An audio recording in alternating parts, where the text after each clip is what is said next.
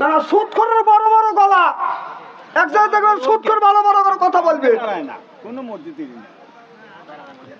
আপনি আমার ওখানে জানি এখনই দেখা দেবো, আমার ওখানে সুদের তাপে থাকাই যায় না। আমি আপনাদের গ্রামের কথা বলতেছি নাকি, আমি বলতেছি আমাদের এলাকার কথা। ওয়াজটা করবে দেন, আমাদের এলাকার কথা বলতেছি আমি। আপনাদের এলাকার লোক খুব ভালো, আপনাদের এলাকার লোক একটা সুদ খানা সব খায় সাজাদপুরের মানুষ, তবে আপনার এলাকার লোকও কম না খায়।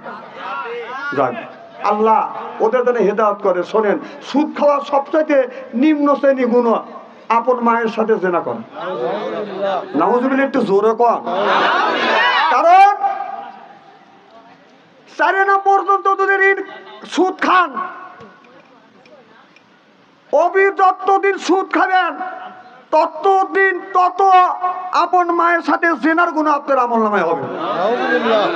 তাহলে এই সুদ এত বড় গুণ আপনি কোন জ্ঞানে খায়া মানুষের সাথে চাষতলা যায় তগার তবে বড় বড় কথা, তগার তবে কথা বলা যায় না?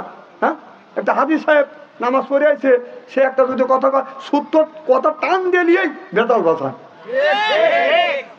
না না, সুদের টাকা খা, তোর আবার এত বড় বড় গলা খেয়া। আপনার বাড়িতে যদি ইন্দুর অবস্থা করে, ইন্দুর যদি অবস্থা করে, অনেকবার বাজান বিন্দুর বাজান বস্তা কাটে, দোল কাটে, কাটে কিনে আপনি 7টা সুদখোরের নাম লিখবেন, 7টা সুদখোরের নাম লিখিয়া পরে চারিকানিতে রাখবেন। আবার অবশিষ্ট যে 3টে আছে, এই 3টে আপনার ঘরের এক জায়গা বাদান রাখিয়ে দিবেন। আল্লাহর কসম করে বলতেছি, ইন্দুরও সুদখোরের দেখে বাদান ভয় পায়, ওই বাড়িতে ওই ঘরে বাদান আর ইন্দুর থাকবে না। এখনই লেখেন, সুদখোরের নাম লেখেন, লেখে আজকেই থোন।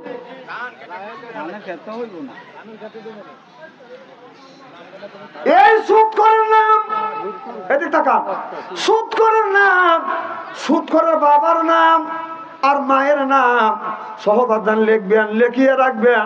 আপনারও ঘরে বাদান ইন্দুর থাকবে না। ক্ষেতের কথা আমি জানি না, আপনারা আবার খেতে দিবেন, এটা বলে আমার ঠেকাতে পারবেন না। আমি বড় কথা বলছি, বড় কথা জানছি, সেটা আমি বলতেছি। খেতে আপনার খেতে ধান কেটে শেষ করতেছে ইন্দুর, আর ওই জায়গায় লিখে দিয়ে দিলে এদুর, ওটা মানল না।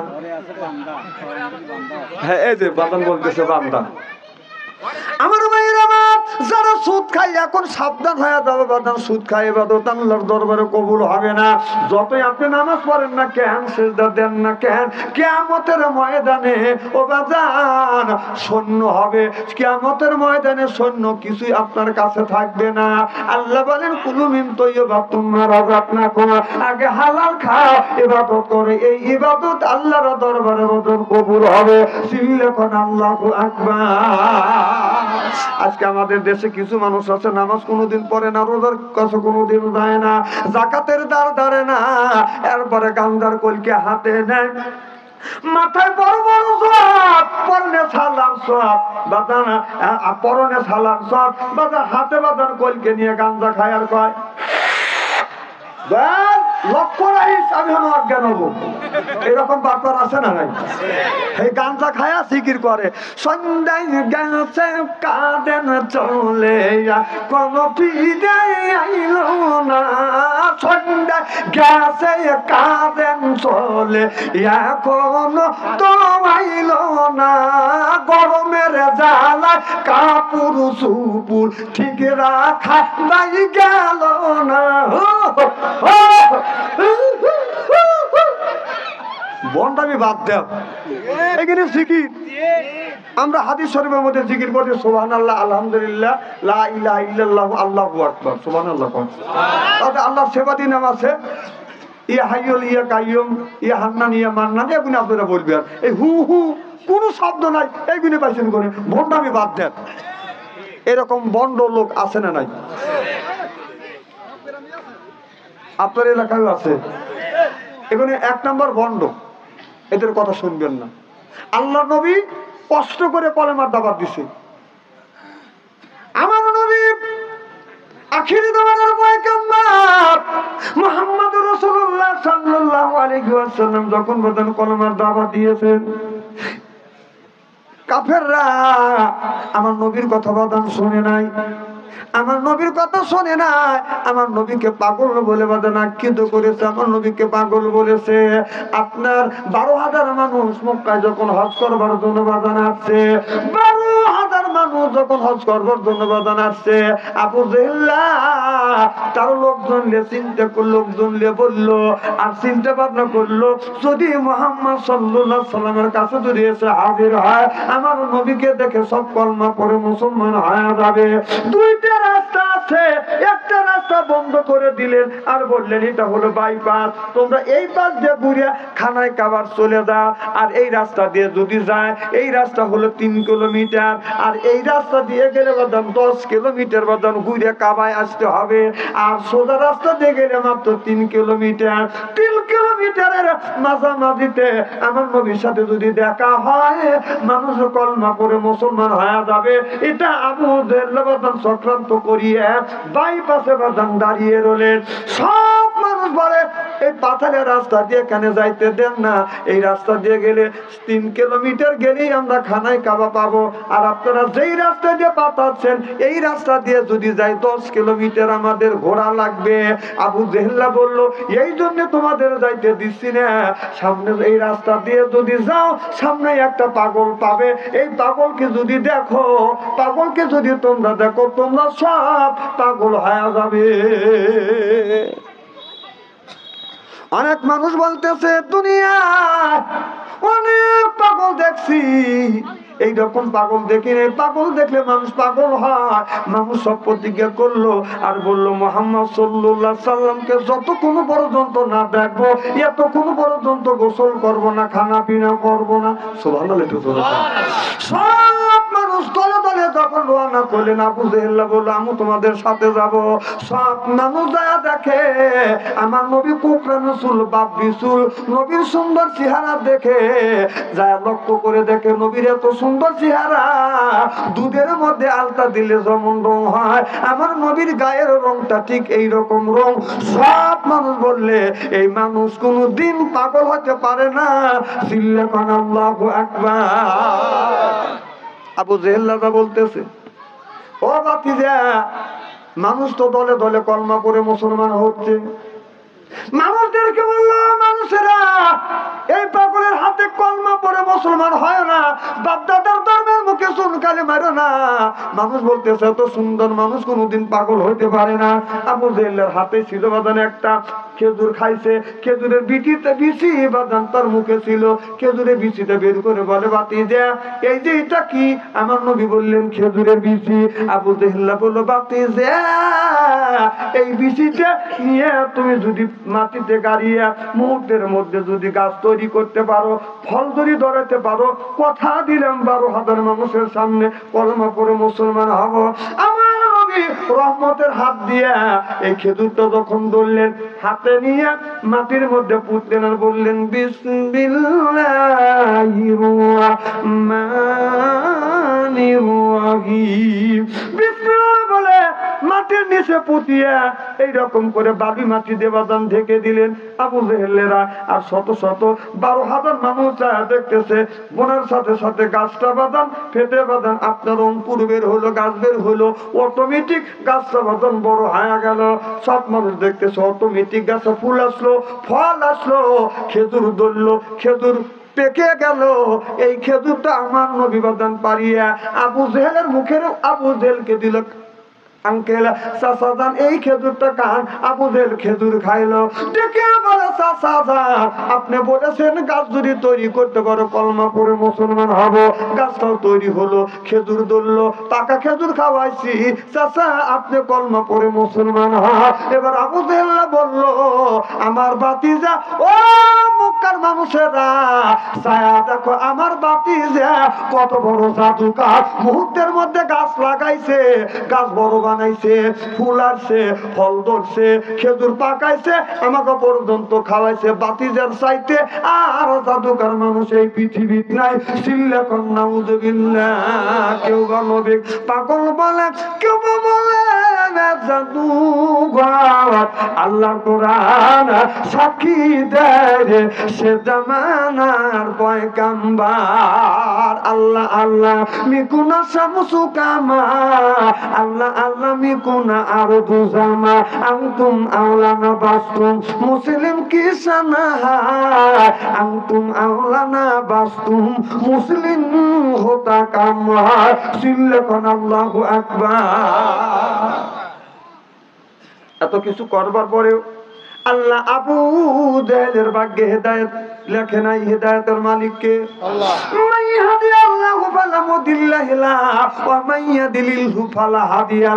আল্লাহ তারে হেদায়েত করে, মানুষ তারে গোমরা বানাইতে পারে না।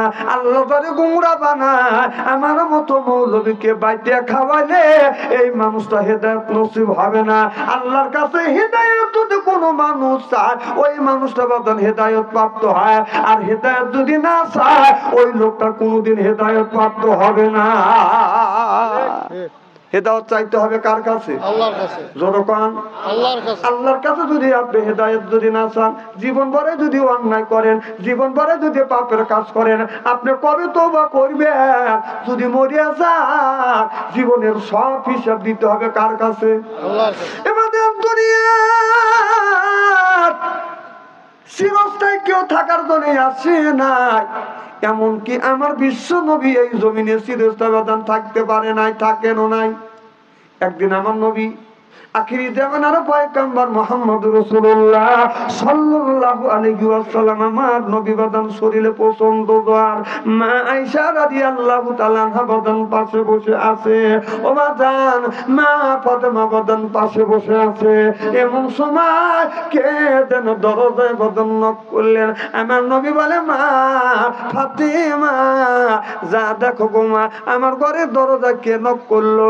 মা ফাতেমা দরজা খুলিয়া লক্ষ্য করে দেখলেন এমন একজন ব্যক্তি দাঁড়াইছে। পাটা হলো বাদান জমিনে, মাথাটা হলো বাদান আসমানে। এই দৃশ্য দেখিয়া হযরত ফাতেমা বাদান একটা চিৎকার মারলেন, বাবা গো, বাবা গো বলিয়া চিৎকার মারিয়া আমার নবীর কাছে গিয়ে দাঁড়াইলেন। থর থর থর থর করে ফাতেমা কাঁপতেছে। আমার নবী বলে, মা ফাতেমা কেন তুমি কাঁদো? হযরত ফাতেমা বললেন, বাবা গো, আমি মক্কা নগরের ভিতরে এত বড় মানুষ কোনদিন বাদান দেখি নাই। ও বাবা, দরজা যখন খুলছি এমন একজন মানুষকে দেখছি বাবা। ওই মানুষের পাটা হলো জমিনে আর মাথাটা হলো আসমানে। সুবহানাল্লাহ। আমার নবীর তো বোঝায় আর বাধ্য হইল না। আমার নবী বলে, মা ফাতেমা দরজা খুলে দাও, তারে আসতে দাও। মারে যেই ব্যক্তি দরজার সামনে দাঁড়াইছে সেই ব্যক্তি আর কেউ নাই, ওনাই হলো মালাকাল মউত আজরাইল। আমার নবীর সামনে আজরাইল আলাইহিস সালাম হাজির হয়ে গেলে আমার নবী বললেন, ফাতেমা সরে যাও। মা আয়েশা রাদিয়াল্লাহু তাআলা আনহাকে বললেন, বলো সব সরে যাক। হযরত ফাতেমা সরে গেলেন। আমার নবী বলে, আয়েশা তুমি সরে যাও। সরে গেলেন। এতে মধ্যে আজরাইল আলাইহিস সালাম আর হযরত জিবরাইল আলাইহিস সালাম এসে হাজির হয়ে গেল। আমার নবী বলে, আজরাইল রে, এই লোকটাকে ডেকে ডেকে বলতেছে, ইয়া রাসূলুল্লাহ, এই যিনি এই লোকটা, ইনি কোনো মানুষ না, এটা হলো মালাকাল মউত আজরাইল। জীবনে প্রত্যেকটা মানুষের কাছে একবার আসে, দ্বিতীয়বার আসে না, একটিবার আসে, তার নাম হলো মালাকাল মউত আজরাইল আলাইহিস সালাম। এটা হলো মালাকাল মউত আজরাইল। আপনারা বলুন, প্রত্যেকটা মানুষের রূহ কবজ করে কে? আসলে কি আজরাইল কবজ করে? ভালো করে বোঝেন। আচ্ছা, আজরাইল এই গ্রামের একটা মানুষ যদি মারা যায়, আপনার সলঙ্গা থানার মধ্যে যদি 200 জন লোক মারা যায়, একই টাইমে আজরাইল আলাইহিস সালাম সব মানুষের রূহ কবজ করতে পারবে? আন্দাজে কত কয় না, জিনিসটা বোঝেন। আচ্ছা, বাংলাদেশে 2000 লোক মরল, পাকিস্তানে 5000, ভারতে 6000, আমেরিকান 13000, সৌদি আরব 14000। এই একই টাইমে বেলা 10টায় 3 মিনিটে সব মানুষের রূহ কবজ করার ক্ষমতা আজরাইলের আছে। আল্লাহর হুকুমে আছে। আমার কথা বোঝেন। মগজের মধ্যে নেন, বায়ানের মধ্যে নেন। বায়ান দিছে কে? আল্লামাহুল বায়ান।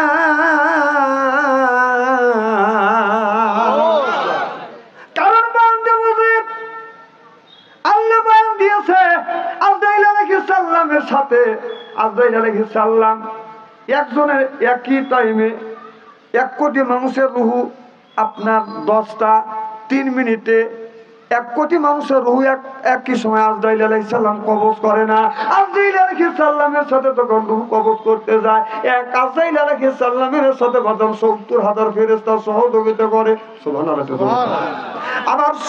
আবার 70,000 ফেরেশতার মধ্যে একটা ফেরেশতার সাথে আরো 70,000 ফেরেশতা সহযোগিতা করে, আরো 70,000 ফেরেশতার মধ্যে একটা ফেরেশতার সাথে আপনার 70,000 ফেরেশতা রূহ কবজ করে। হাদিস শরীফের মধ্যে দেখছি আপনার 10টা 3 মিনিটে 1 কোটি মানুষের রূহ যদি কবজ করে, আপনি একটু কম বেশি হয়, যদি একই টাইমে 10টা আপনার 3 মিনিটে যদি রূহ কবজ করে, সমস্ত মানুষের রূহ কবজ করবে বাদান আজরাইল আলাইহিস সালামের সহপাঠী ফেরেশতা।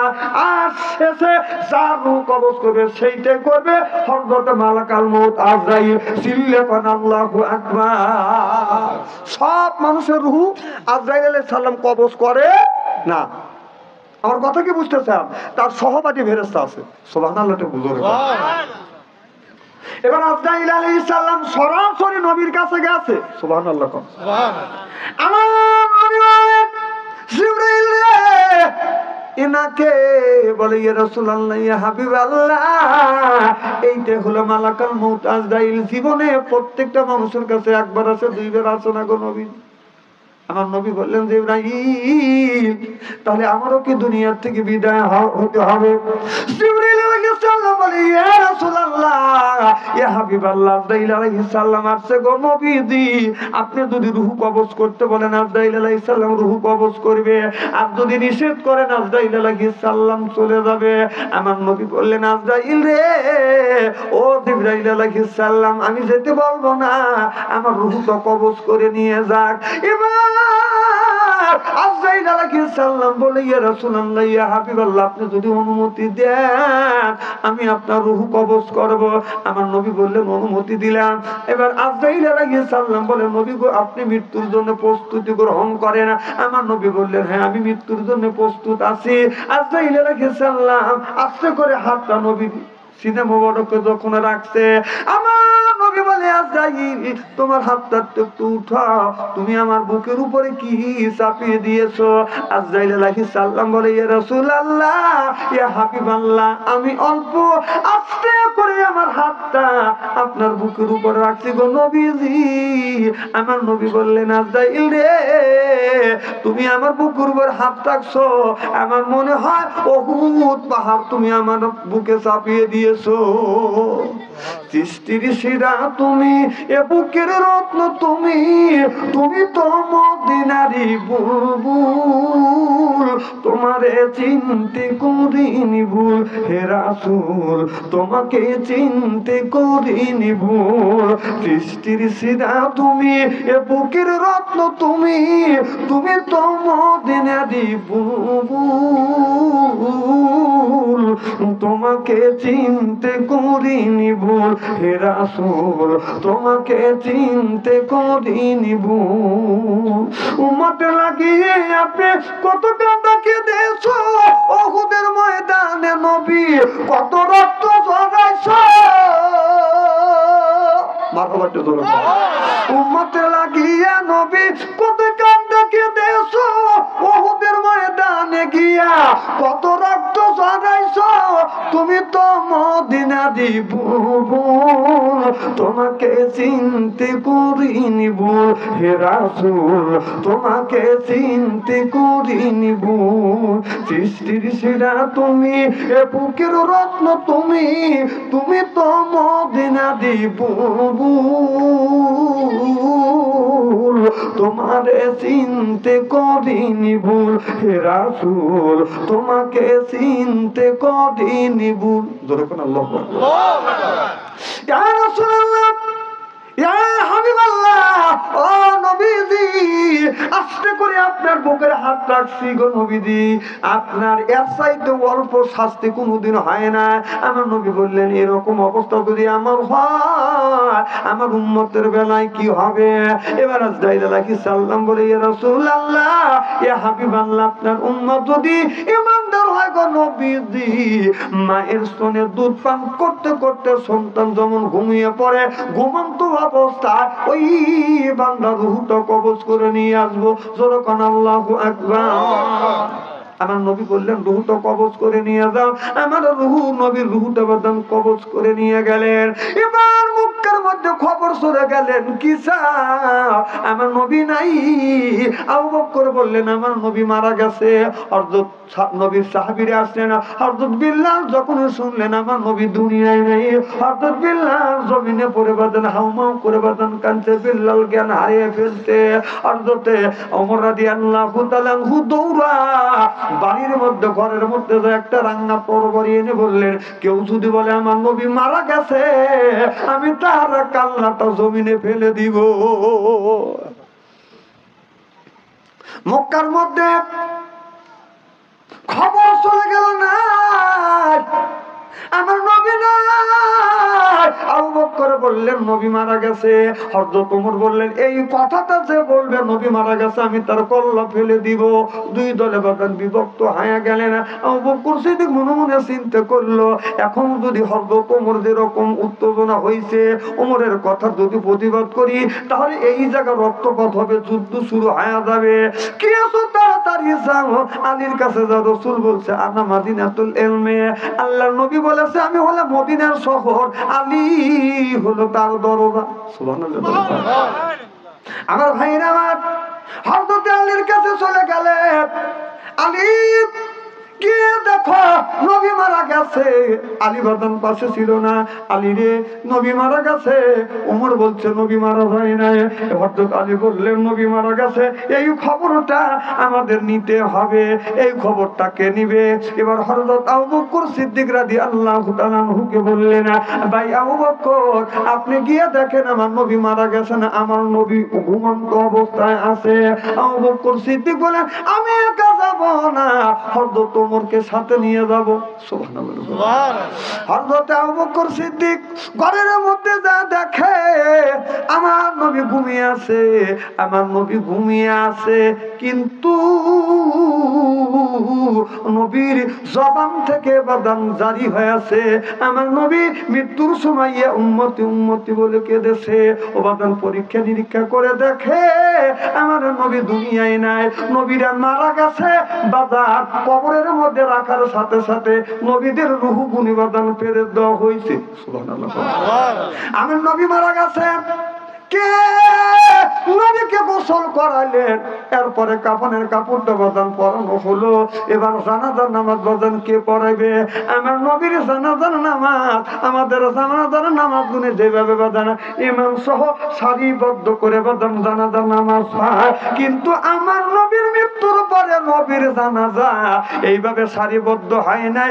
এক এক করিয়া সাহাবীরা যার যার মতো জানাজার নামাজ আদায় করেছে। সিল্লাখন আল্লাহু আকবার। আমার নবী যখন জানাজার নামাজ বদন হয়ে গেল, এখন আমার নবীকে কোন জায়গা বদন কবরস্থ করিবে? আমার নবী রওজা মুবারক কোন জায়গা হবে? কেউ বলে আপনার মা বাবার কাছে তার কবর হবে, কেউ বলে বাবার কবরের পাশে কবর হবে, কেউ বলে জান্নাতে বাকিতে কবর হবে। একজন বললেন না না, এই জায়গা হতে পারে না। তাহলে মা আয়েশা রাদিয়াল্লাহু তাআলা আনহার কাছে যা জিজ্ঞাসা করা হোক, ওগো মা আয়েশা, আমার বিশ্ব নবী দুনিয়ার থেকে বিদায় হয়ে গেছে, আমার নবীর কবর দেওয়া হবে কোন জায়গা, আপনার কাছে কি বলে গিয়েছেন? মা আয়েশা রাদিয়াল্লাহু তাআলা আনহা আমার নবীকে উরুর উপরে মাথা রাখতে, আর মা আয়েশা রাদিয়াল্লাহু তাআলা আনহু আমার নবীর কপালটা এরকম করে বাদান মালিশ করে দিচ্ছে। মা আয়েশা বলে ইয়া রাসূলুল্লাহ আপনি যদি মারা যান আপনার কি আপনার মায়ের কবরের পাশে কবর দেওয়া হবে? আমার নবী বললেন আয়েশা রে না না ওই জায়গা আমাকে কবর দিও না। দেখে বলে ইয়া রাসূলুল্লাহ আপনি যদি মারা যান আপনার মা আমেনা যেখানে শুয়ে আছে ওই জায়গা কি কবর দেওয়া হবে? আমার নবী বলে না রে আয়েশা ওই জায়গা কবর হবে না। মা আয়েশা বলেন ইয়া রাসূলুল্লাহ ইয়া হাবিবাল্লাহ আপনার কবর কি আপনার জান্নাতুল বাকির হবে? আমার নবী বলে আয়েশা না আমার কবর ওই জায়গাটা হবে না। ওগো নবীজি আপনি মারা গেলে আপনার কবরটা কোন জায়গা হবে? আমার নবী বলে আয়েশা আমি যদি মারা যাই আয়েশা তোমার ঘরের মধ্যে আমাকে কবরস্থ করিও। চিল্লে কোন আল্লাহু আকবার। এবার সাহাবীরা গেলেন যা বলেন মা আমার নবীকে কোন জায়গা আমার নবীর রওজা হবে কোন জায়গা নবীরে কবর দেব? মা এসে বললেন আমার বিশ্ব নবী বললেছে আমার ঘরে থাকবে আর আমি প্রত্যেক দিন আমার নবীর রওজাটা আমি জিয়ারত করব। অবদান আমার নবীর রওজা হয়েছে আমার নবীর কবর হয়েছে মা আয়েশা রাদিয়াল্লাহু তাআলা আনহার ঘরের ভিতরে।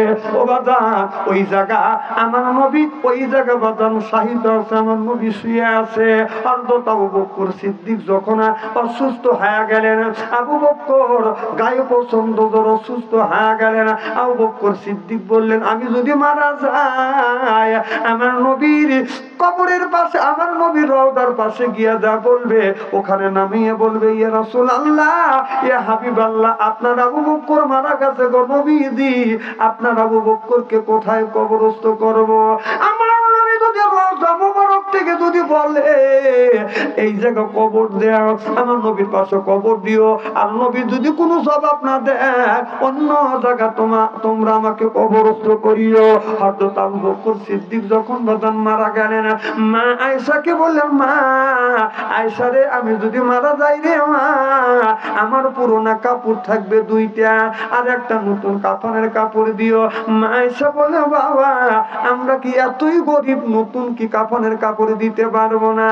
আবু বকর সিদ্দিক বলে মা 2টা বছর আমি রাষ্ট্র পরিচালনা করছি মা আমি জনগণের খেদমত করতে পারছি কি পারি নাই গো মা আমার কাফনের কাপড় যদি নতুন দাও আল্লাহ কিয়ামতের ময়দানে যদি বলে আবু বকর রে 2 বছর তুমি রাষ্ট্র পরিচালনা করেছো জনগণের কাছে জনগণের সঠিক খেদমত করতে পারো নাই আর নতুন নতুন 3টা কাফনের কাপড় নিয়ে তুমি কবরের মধ্যে আসছো।